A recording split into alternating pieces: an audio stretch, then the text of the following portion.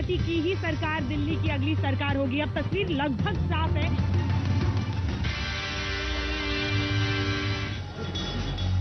नमस्कार, आप देख रहे हैं आज तक। आपके साथ मैं हूं अंजना ओम कश्यप। दिल्ली के दिल में क्या है, यही जानने की कोशिश। हालांकि अब ये कोई राज नहीं है कि दिल्ली के दिल में क्या है, लेकिन फिर भी हम सेंट्रल पार्क, कनॉट प्लेस यानी दिल्ली के दिल में मौजूद है और यहाँ पर बेशुमार जनता आज उमड़ी है इस कार्यक्रम के लिए। शुरुआत इसी बात से करते हैं कि एक यहाँ पर सर्वेक्षण कर लेते हैं। आप में से कितने लोग ये मानते हैं कि अरविंद केजरीवाल, सवाल सुन लीजिए, अरविंद केजरीवाल को सरकार बनानी चाहिए? हाथ उठाइए। अब जरा ये देख लें कितने लोग ये मानते हैं। कुछ ऐसे हैं जो कहते हैं कि नहीं बनानी चाहिए। गिने चुने 8-10 लोग हैं। यानी अब एक और सवाल आज मैंने जोड़ दिया और वो सवाल ये कि आप में से कितने लोग ये मानते हैं कि 50% बिजली बिल कम करने में, या फिर जो उन्होंने वादा किया है पानी मुफ्त देने का जितना, या फिर अन्य जो वादे किए उन वादे को पूरा कर पाएंगे अरविंद केजरीवाल? हाथ उठाइए। कितने लोग ये मानते हैं कि नहीं पूरा कर पाएंगे? चलिए, तस्वीर लगभग साफ हो गई है। अगर देश भी इस वक्त देख रहा है और दिल्ली की जनता भी देख रही है, आम आदमी पार्टी के नेता भी देख रहे हैं। सबसे पहले आपका परिचय उन खास मेहमानों से कर दे जो हमारे साथ इस कार्यक्रम में शामिल होंगे। जगदीश मुखी साहब, भारतीय जनता पार्टी के वरिष्ठ नेता, हमारे साथ जुड़ गए हैं यहाँ पर। तालियों से स्वागत कीजिए इनका। हारून यूसुफ साहब, कांग्रेस पार्टी की तरफ से पक्ष रखेंगे, पूर्व मंत्री। हमारे साथ दिलीप पांडे साहब, नेता, आम आदमी पार्टी का पक्ष रखने के लिए यहाँ पर मौजूद है। और सवालों की शुरुआत जनता से आज करते हैं, क्योंकि जनता आज तय कर रही है कि दिल्ली के दिल में क्या है। इसीलिए सवालों की शुरुआत, कौन सवाल पूछना चाहता है? मेरा नाम उवैस खान है। आम आदमी पार्टी से सवाल है कि आप पुलिस रिफॉर्म के लिए स्पेशल क्या करेंगे? One of the most corrupt departments in India, so that's. Police के लिए क्या करेंगे? जवाब दीजिए। देखिए उवैस जी, बड़ा अच्छा सवाल है आपका। सबसे पहले तो आपको ही पता होगा कि शीला दीक्षित जी जब भी कोई दुर्घटना होती है दिल्ली में तो किस बात का रौनक होती है कि दिल्ली पुलिस हमारे अंडर में नहीं आती है। आम आदमी पार्टी चलिए कुछ और सवाल। मेरा नाम विशाल हिंदुस्तानी है। मैं जगदीश मुखी जी से पूछना चाहता हूं कि बीजेपी वालों ने भी 70 मैनिफेस्टो बनाने का वादा किया था, तो वो खाली 3 मैनिफेस्टो बनाकर ही क्यों रह गए? मैनिफेस्टो का वादा बीजेपी वालों ने भी किया था कि हम भी बनाएंगे, वो केवल 3 मैनिफेस्टो बनाकर ही क्यों रह गए? 3 मैनिफेस्टो क्या मतलब? 3 मैनिफेस्टो नहीं, हर पार्टी का एक ही मैनिफेस्टो होता है। मैनिफेस्टो एक ही होता है। सवाल तो 70 मैनिफेस्टो बनाए अलग अलग कॉन्स्टिट्यूएंसी के लिए। नहीं, वैसा ही वादा बीजेपी वालों ने किया था, क्यों नहीं बनाया उन्होंने? अलग अलग कंस्टिट्यूएंसी के लिए उनका कहना है कि मैनिफेस्टो अलग होना चाहिए। मैनिफेस्टो भारतीय जनता पार्टी का एक ही है पूरे दिल्ली के लिए। हाँ। और बाकी विधानसभा के जो सदस्य जिन्होंने चुनाव लड़ा है उन्होंने अपने अपने क्षेत्र के अंदर अपना मैनिफेस्टो जारी किया है, जैसे मैंने लिखित रूप से अपना मैनिफेस्टो जारी किया है। ठीक है। मैं मिसेस मोहित बोल रही हूँ। आम आदमी पार्टी से मेरा सवाल है कि एजुकेशन के लिए आप क्या करेंगे? ठीक है, इसका जवाब नहीं है। ठीक है।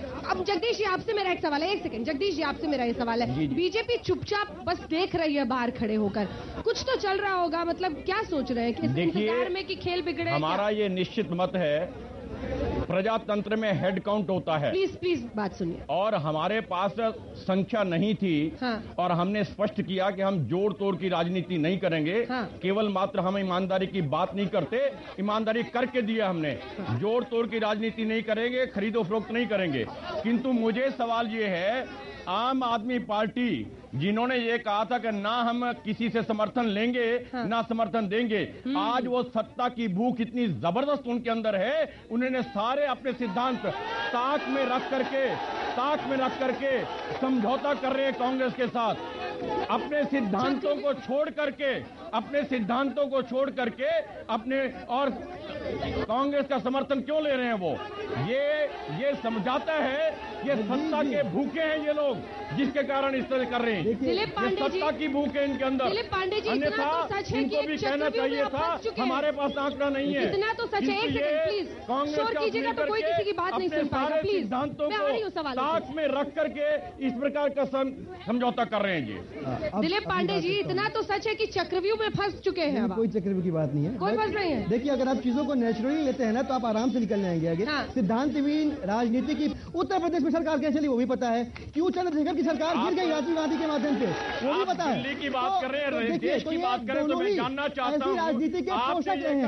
हमारी राजनीति कैसी रही है? हमारी राजनीति रही है आम आदमी की राजनीति। कश्मीर भारत का अभिन्न अंग है। इनका रोना समझ में आता है, आम आदमी पार्टी कहती है हम रेफरेंडम कराएंगे। इनके लिए ये राजनीति समझना बहुत मुश्किल है, कोई बुरी बात नहीं है। ये यदि राष्ट्र की बात करते हैं, कश्मीर भारत का अभिन्न अंग है।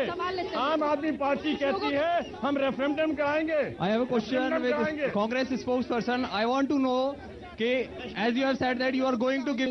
जगदीश साहब, फिर आपकी राजनीति की क्या बचेगी? आम आदमी पार्टी ने घोषणा की है, हाँ। जो भ्रष्टाचारी लोग होंगे, जो मिनिस्टर होंगे या अधिकारी होंगे, कोई भी एमएलए होगा, उसके खिलाफ हम इंक्वायरी बैठाएंगे। हम इसका स्वागत करते हैं। और जो उन्होंने कहा है कि हम 50% बिजली के बिल कम करेंगे, 700 लीटर पानी प्रतिदिन फ्री देंगे, हम इसका स्वागत करते हैं। अरे 16 मैं दीपक शर्मा, 16 दिसंबर केस में जब हम इंडिया गेट पे वाटर कैनन खा रहे थे, तभी दोनों पार्टियां कहां थी? अगर आज हमने आम आदमी पार्टी को चुन लिया है, उसी का नतीजा बीजेपी।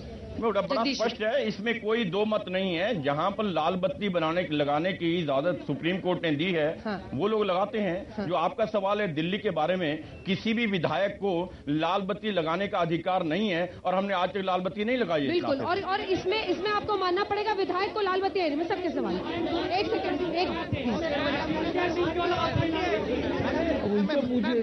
हेलो, मैं मोहम्मद कमरे आलम बल्ली मरान से बोल रहा हूँ।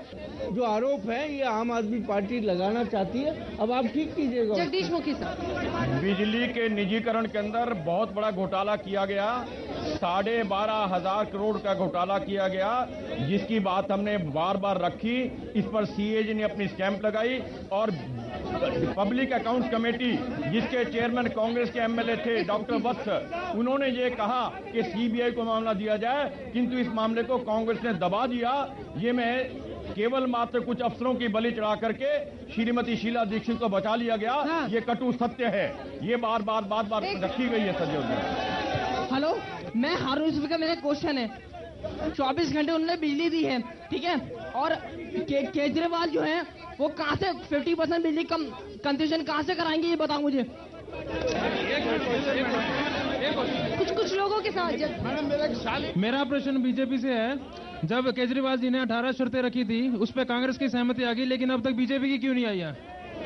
बीजेपी ने उस पर जवाब तक नहीं दिया। 18 शर्तों पर आपने जवाब तक नहीं दिया। हम क्यों जवाब देंगे? हमने तो स्पष्ट किया हम अपोजिशन के अंदर बैठेंगे। हमने उनको सपोर्ट करने की बात नहीं की है, हमने सपोर्ट देने की बात नहीं की, अपोजिशन के अंदर बैठेंगे।